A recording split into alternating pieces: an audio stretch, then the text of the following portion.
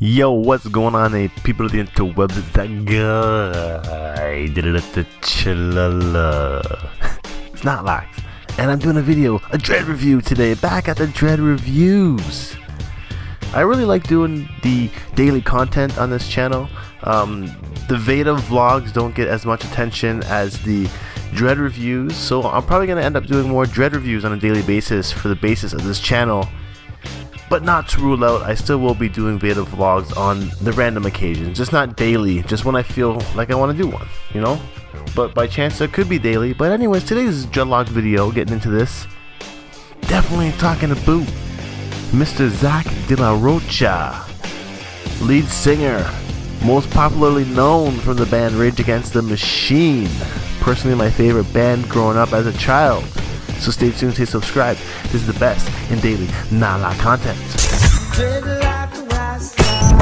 But today we're definitely looking at a well-known rock activist, Zacharias Manuel de la Rocha, otherwise known as Zack de la Rocha.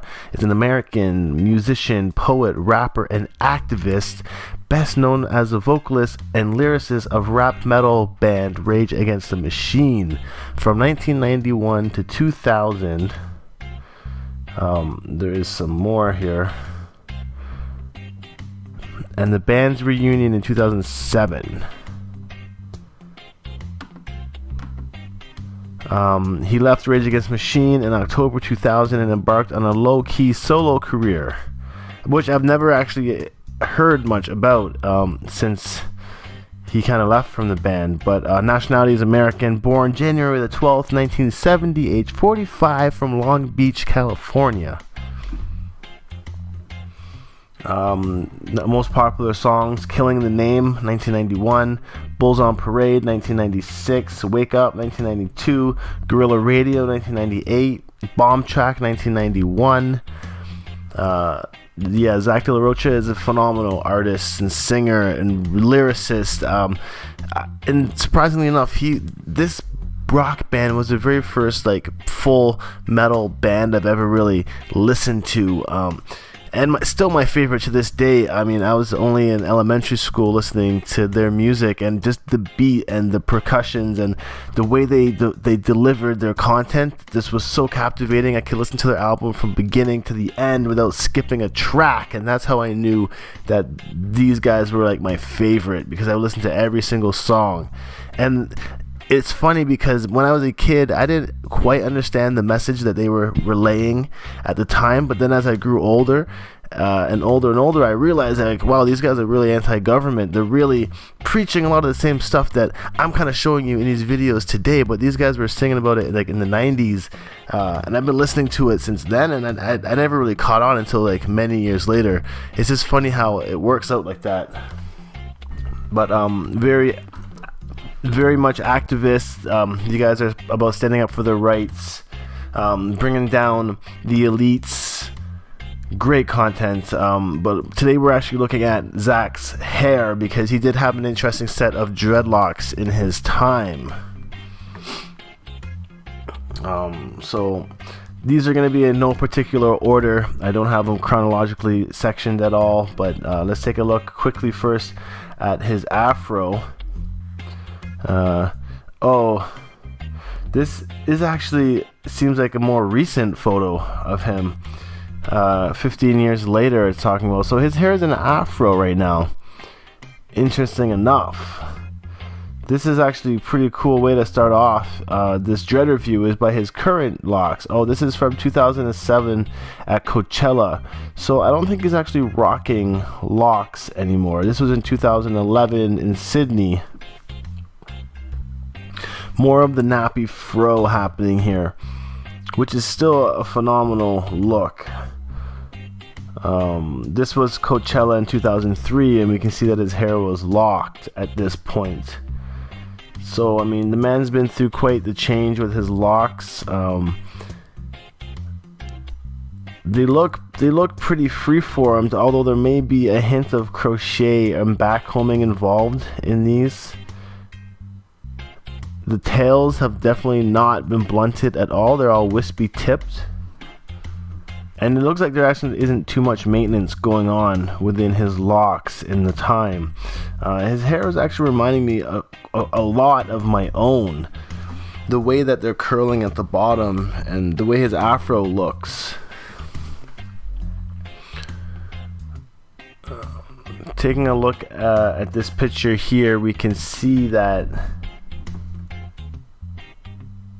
they're pretty thin. His locks were pretty thin at the time, and as he got older, they started to thicken up quite a bit. But getting a closer look, even at the roots, you can see that there's no interlocking, there's no retwisting happening. There's more just...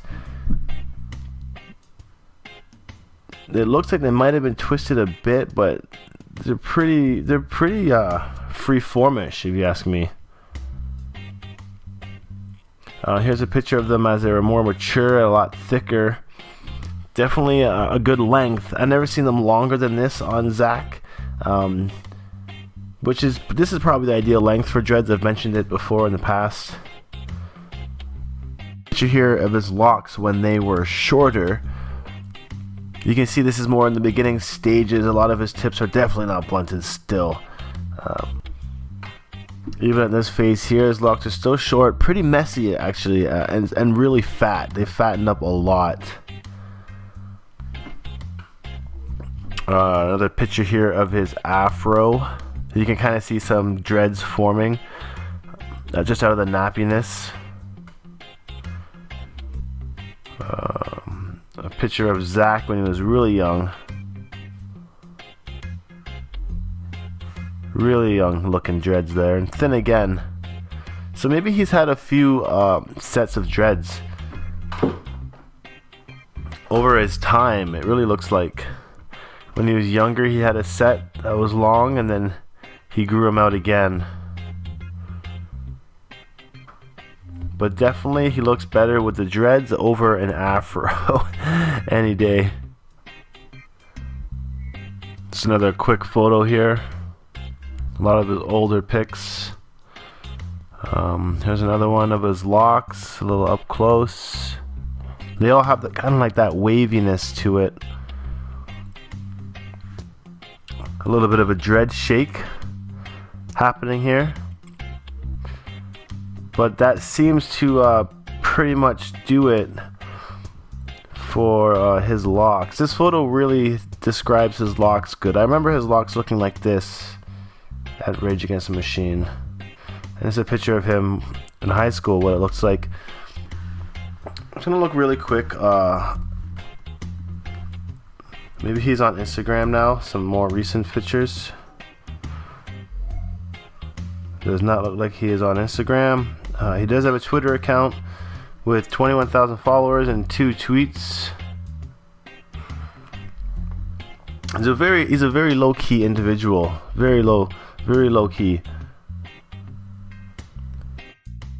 I just really love the message that Zack de la Rocha really put out there for the public and the masses to really go against and think differently against political culture and really what's happening. He's trying to bring an uprise to the whole scene by saying things like, who controls the past now controls the future, who controls the present now controls the past, who controls the past now controls the future, but who controls the present now? Our time is now. Man, I love their music. It's so good. So good. I suggest getting into their music if you haven't, man. It's so inspiring. So inspiring. But anyways, I'm going to sign off. This is Not Locks. Hopefully you like Zack de la Rocha's videos. If you guys are fans of Rage Against the Machine, put a like down and a comment down in the box below and just clickety clackety and all the fun stuff. Subscribe. I'll talk to you guys soon. Peace.